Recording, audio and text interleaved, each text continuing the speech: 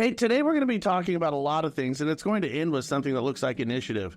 Now, our good friends over at Oaktree, they're offering a webinar about their products taking the initiative and sales on non-QM deals. Fill out the information down below, because based on this show, if you agree with it, you're really going to want to hear what these guys have to say.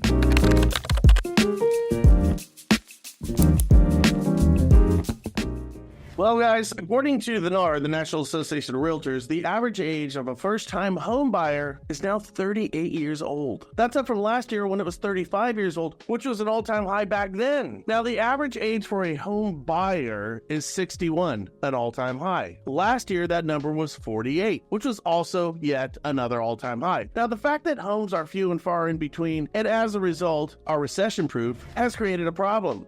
You see, when we had rates in the 2s and the 3s, we thought that was great. We more than doubled people's purchasing power. Now that's inflation, and as Milton Friedman said, when we have lots of money in circulation, like we just had, everybody loves it. However, prices and costs always catch up to these types of inflationary scenarios. When that happens, we see what we see now. Low rates, a time of cheap money. We bid home prices up to match the cost of that cheap money. Now, things generally stabilize out, don't they? The cost of food eventually stabilizes. The cost of refrigerators, shoes, airline prices, gas generally flattens out. Homes? Do they flatten out? Well, I mean, they should, as everything else does, and as the doctrine of supply and demand tells us, demands, right? But homes, well, they don't really follow that doctrine.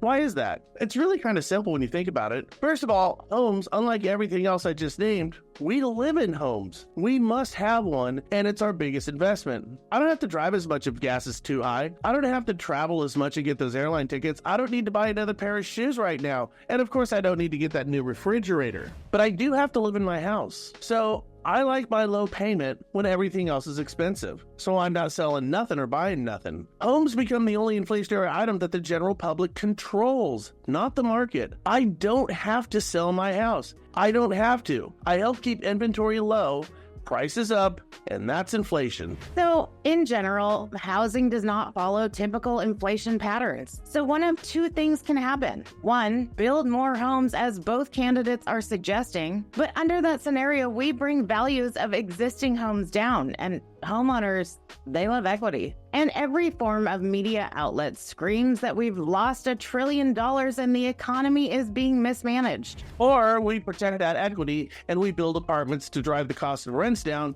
which is happening right now. So here's the deal. If you want to close more loans, and you should, as your job requires of you, you should be looking towards the Fab 40s, the Fab 50s, and even the 60s. They are clearly the demographic that are in the game right now. Why is that? Well, because their parents, those baby boomers, they're moving to assisted living or moving to the morgue. And I'm not joking. Heck, I'm dealing with this reality right now.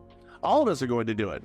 Anyways, this movement is the largest migration in wealth in human history. We've talked about that before. Hopefully it'll be large enough to sustain a living for all of us. So best bet for that to happen are these points. Pick up your phone. Help others. Be consistent and take the initiative. Okay, let's not be cute about this one. It's tried, true, and every top producer knows it. Your phone is the only real consistent friend of a loan officer or a real estate agent. The thing is, it's probably being neglected right now, and it needs a lot more attention from you. Help others. Other businesses, friends, communities. Help equals activity. Activity equals engagement. Engagement equals opportunity. Every component in helping others is every salesperson's fail-safe success opportunity built on the foundation of every sales coach's and loan officer's success. Be consistent and take the initiative. Now, this one is vital. If you don't know what to do next, you better figure something out, and you can't stop yourself from doing it. Now, you've probably heard the term, great is the enemy of good. In our case, we gotta be good. Don't talk yourself out of a good idea, hell, even a bad idea, because you don't have the confidence in your delivery or the idea. Take the initiative, because the opposite of initiative is passivity, reluctance, inactivity, and laziness. All nails in the coffin. Just do it, and you're gonna be okay.